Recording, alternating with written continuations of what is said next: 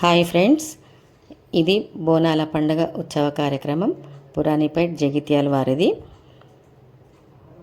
మన అమ్మవారికి బోనం అంటే బోనం సమర్పించడం అంటే అమ్మకి మనం భోజనం పెట్టినంత సమానం.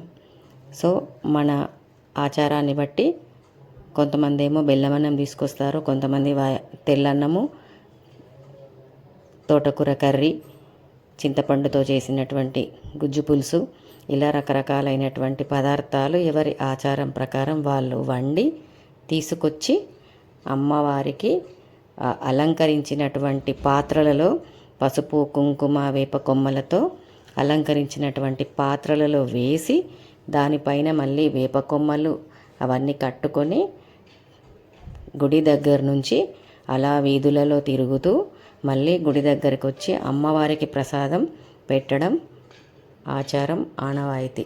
ఇలా మహిళలందరూ కూడా ఒక దగ్గరే కూర్చొని అవన్నీ సమర్పించి అమ్మకు చూపించి మళ్ళీ వీధుల లోపల అలా వెళ్ళి డ్యాన్సులు, ఆటపాటలతో, డప్పు చప్పుళ్ళతో ఎంతో సంతోషంతో, ఆనందంతో నృత్యములు చేస్తూ అలా తిరిగి తిరిగి వచ్చేసి మళ్ళీ అమ్మవారికి నైవేద్యం పెట్టి ఆ ప్రసాదాన్ని వీరు అందరూ కూడా మళ్ళీ భుజించడం కూడా ఒక సంప్రదాయం.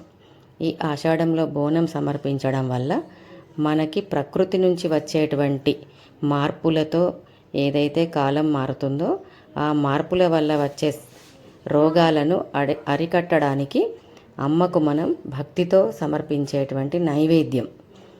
దీనివల్ల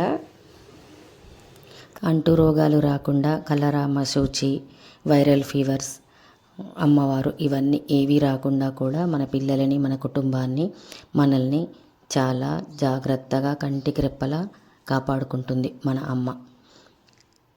ఈ అమ్మవారికి ఊరంతా వీధుల్లోపల ప్రసాదాన్ని చూపించుకొని తీసుకొచ్చిన తర్వాత ఇలా పూజారి గారు వారికి బుడిది గుమ్మడికాయతో తిప్పేసి లోపలికి రావడం జరుగుతుంది. ఈ లోపలికి వచ్చిన తర్వాత ఈ ప్రసాదాలన్నీ అమ్మవారి దగ్గర పెట్టి మళ్ళీ తిరిగి అయ్యగారు హారతి ఇవ్వడం, శివుడికి ఎంతో ఇష్టమైనటువంటి ఢమరుక నాదము, శంఖానాదము వీటన్నిటితో కూడా అమ్మవారికి ఆ వాయిద్యాలతో ఆహ్వానం పలుకుతూ ఆరగించమని మంగళహారతులతో స్వాగతం పలుకుతూ